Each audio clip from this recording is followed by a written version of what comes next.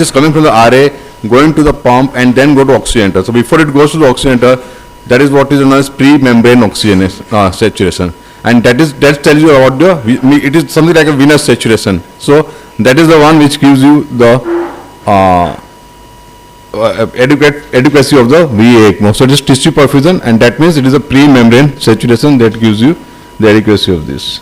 Okay. The advantage of PMP oxygenators, it has definitely low membrane transient membrane pressures. It can be heparin coated, and it does not get weighed out. So answer is all of the above. Most of you I think is rightly. The tube length should be considered when designing the ECMO circuit. Longer the length will cause the following. And again, I think most of you have written it. More the length of the tube, more will be the heat loss, and more will be the priming volume which is required. Okay. The resistance will increase, not decrease. So the answer is B and C, and most of you have written correctly. The ECMO range, most of you written 180 to 220. Ideally, it should be 160 to 200. Some of the places it is mentioned 180 to 220. So I do grant it 180 to 220, but the ideal range is 160 to 200. 160 to 180 for VV ECMO and 180 to 200 for the VA ECMO. What are the advantages of centrifugal pumps includes? See, if you compare different centrifugal pump, the Levitronix has the minimum hemolysis, but at the same time the Medtronic has a maximum hemolysis. So answer is not low hemolysis. It definitely, because the hemolysis of roller pump is less than the Medtronic pump hemolysis. So centrifugal pump includes all, not only the Levitronix or centrifugal pump, but it includes your either Medtronic pump and everything. So the answer was basically traps the air, and I think you have seen yesterday also. Even if you put almost 10 cc of air, it gets trapped in the centrifugal pump. So the answer is it traps the air. Obviously, because it's a preload and afterload dependent pump, so it does not have a constant flow. The flow will keep on getting variation. And rather, as I told you, the chances of cavitation are going to be high because it creates a vacuum, and thereby it gets the flow. So the correct answer was it traps the air. Okay. Which of the following statement is false during the ECMO run? Most of you said that except hemoglobin more than 8 gram%. Okay. And transient fibrinogen if it is less than 100 milligram. Okay. Both the statements are true. In fact, the answer is the platelet must be more than 1 lakh. You don't require to maintain platelet more than 1 lakh if the patient is not bleeding. Even if we accept a platelet count of around 30,000 also, if the patient is not bleeding. So you don't require to unnecessarily transfuse the platelets. So the correct answer was platelets must be maintained above 1 lakh irrespective of bleeding. I think this answer most of you answered correctly. Heparin acts by accelerating the action of antithrombin 3. So most of you know that answer. Okay. Patients on VVSLS are better supported with less recirculation if they are cannulated and flow in which direction? Femoral to, I think most of you again answered it well. Okay. When you take the blood from femoral and return to the jugular, the chances of recirculation is going to be less as compared to when you take it from jugular and return in the femoral vein. Yeah, I think this also most of you answered correctly. During ECLS, the arterial pulse wave dampens as the ACLS flow increases. See, as I told you, the VA ECMO is a parallel circulation. Okay, so as you go up on the ECMO flow, the native circulation will decrease and the pulsatility will decrease because of ECMO flow is a constant flow. So if you go up on the ECMO flow, you will start getting decrease in the pulsatility, and you will start getting if you are going on full flow, you will almost get a straight line. So the answer was dampens the ECLS flow as the ECMO flow increases. I think many of you answered correctly. Which of these patients requires a VA ECMO supports? It was basically a case of cardiomyopathy will require VA ECMO. Some of you have written that person with a 20% ejection fraction will require it. But see, it's a DCM, it's a dilated cardiomyopathy. So he had an EF of 20% since years. Okay. So now he requires support for a pulmonary support only for a long-term contusion. So again, that case also you are going to put patient on VV ECMO. So the only answer was patient 24 years male, female who requires ECMO for a postpartum cardiomyopathy. I think most of you answered this correctly. What mode of ECMO is predominantly used for patient undergoing ACPR? It's going to be VA ECMO. Okay, we always start with an VA ECMO. Okay, we don't go for a VAV. Some of you have answered VAV.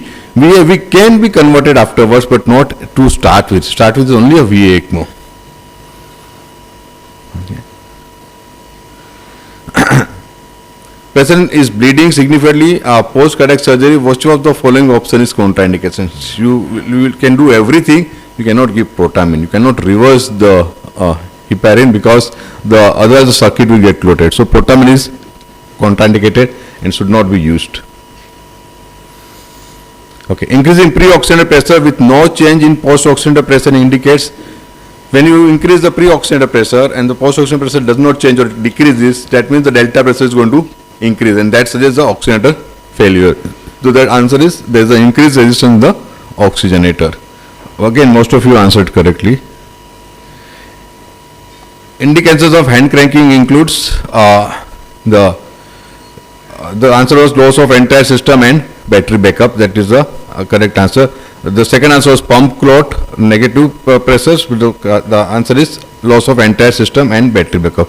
If there is a pump clot, you don't require to go for a hand cranking. You have to just change the pump. Okay. Venous drainage to ECMO circuit is limited by the size of the venous cannula. Okay. See, we are talking about drainage. Okay.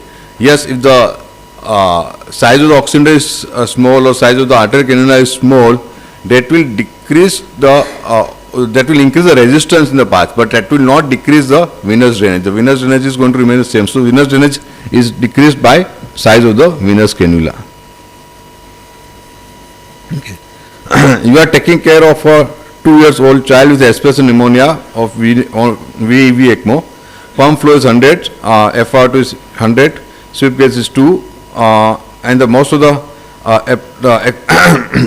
and the patient, so the ABG was showing the PCO2 is going up. If the PCO2 is going up, the answer is you have to increase the sweep gauge flow. I think most of you answered it correctly. So increase the sweep gauge flow. Again, most of you answered it correctly. If the patient is on VV ECMO has a small pneumothorax, what should you do? Okay. If it is a small pneumothorax, do not put the ICD because that is not going to hamper anyway to you. Your oxygen is going to be maintained with the help of ECMO. If you put an ICD, it is going to cause increased risk of bleeding. So you don't put ICD. There is a small pneumothorax. You just wait and watch. Okay, unless you need to transfer this patient by air ambulance. Okay, if you need to transfer this patient by air ambulance, then the risk of increasing pneumothorax is going to be there. So in that scenario, you might require to put an ICD, but otherwise you don't require to put an ICD. Okay, your patient is on VV ECMO on day 5. Stable clinically after a hectic night. Staff shows you morning ABG which reveals pH of 7.21, PO2 of 86, and PSO2 is high. Okay, what is the most likely diagnosis in this case? Okay, I think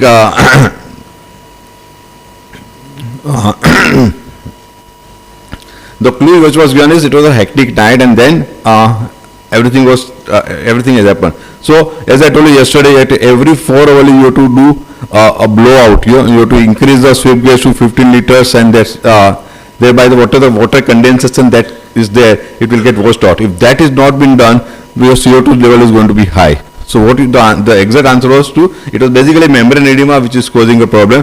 What we need to just, you have to increase the sweep gas, and once you increase the sweep gas, whatever the water molecules are there, that will get washed out, and again the oxygenator will function best. It is, the PO2 is good, so less likely that the oxygenator will be the problems. You can still have an oxygenator problem, but if the PO2 would have been still after if there is a oxygenator problems. I think this was the response from all of you. Yeah. If you have any questions, you can ask me. The next thing is we are going to discuss is on the panel discussion.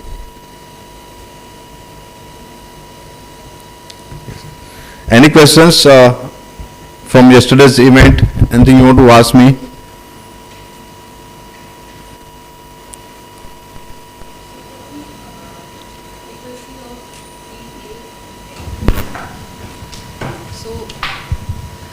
like you said, the tissue perfusion will be there. So the pre-membrane saturation, it is, so if we take an SCVO2, will that also be same? Yeah, see, it is basically the blood is coming from the RA. Okay. So your cannula is going to be in RA and the blood is coming from the RA. So that is what we are going to take. So it is like something like an SCVO2 only. Okay. Yeah. Indications of proning after putting a patient on ECMO. Like how long do you actually wait whether the patient is responding? Okay. See, indication of proning is, again, there are a lot of controversies about whether to prone the patient on ECMO or not to prone the patient on ECMO. There are some studies which has recently come that proning in putting the patient on ECMO does not make much of a difference. So that is controversy. But again, that same study says that there is no harm in putting the patient on ECMO because that can be done easily if the well-trained center is there.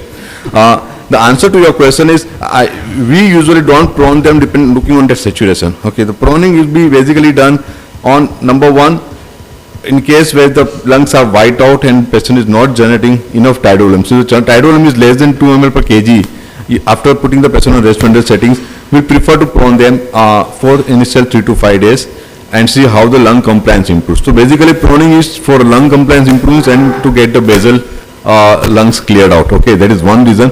The second reason, probably even the paper suggests that helps is in case of right ventricular failure. Okay, so proning will help in right ventricular failure. If there is a proning is there, it can prevent or it can basically help in right ventricular failure. So the right ventricular failure because of the lung disease.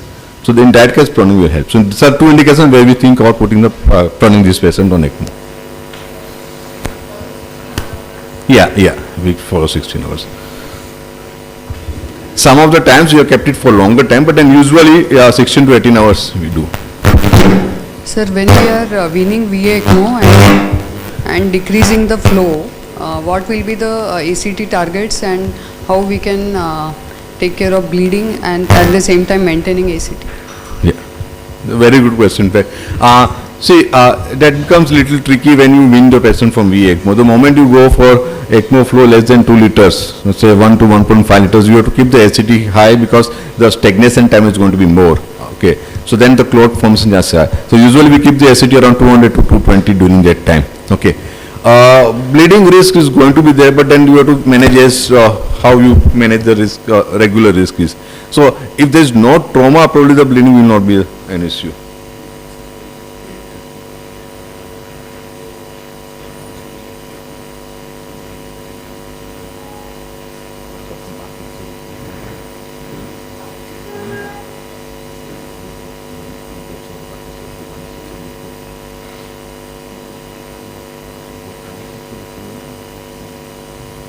Okay.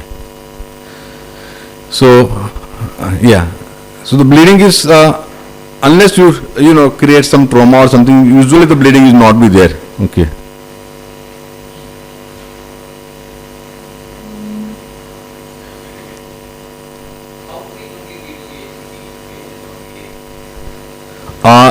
If the acid is stable, then you do it 4 hourly. Okay. If it is unstable acidity, which is fluctuating acidity, then probably might do it every 2 hourly.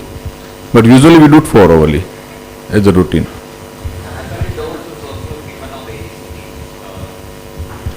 Yeah.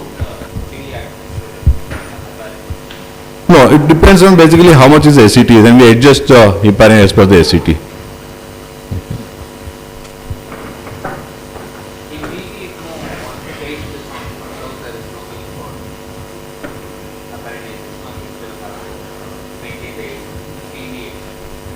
See, I didn't say you don't require heparinization. I told you that there are certain centers across the world who have started practicing heparin-free VV ECMO. Okay. At the same time, I said that I don't recommend that. Okay. So I still feel that you require heparin till the time you don't get a exact solution. People are working on use of vinyl nitric oxide, and they are working on the coated circuit for endothelialization of the circuit and that. But till that time, probably we still used to use heparin for even VV ECMOs. The only thing is that you can run heparin-free ECMOs for few days if there is a some bleeding issues or there is some surgical procedure thing. So heparins, use of heparin should not be a contraindication for the putting the patient on VV ECMO. That is what I wanted to say. What do we do in case of heparin-induced thrombocytopenia or paralysis? Okay. Heparin-induced thrombocytopenia is there, then probably we'll switch over to thrombin inhibitors like argatroban or bivalirudin. Okay, that can be used, and both of the agents are available in India. Not that easily, but they are available in India nowadays. Previously, we never used to get that, but now you can get it.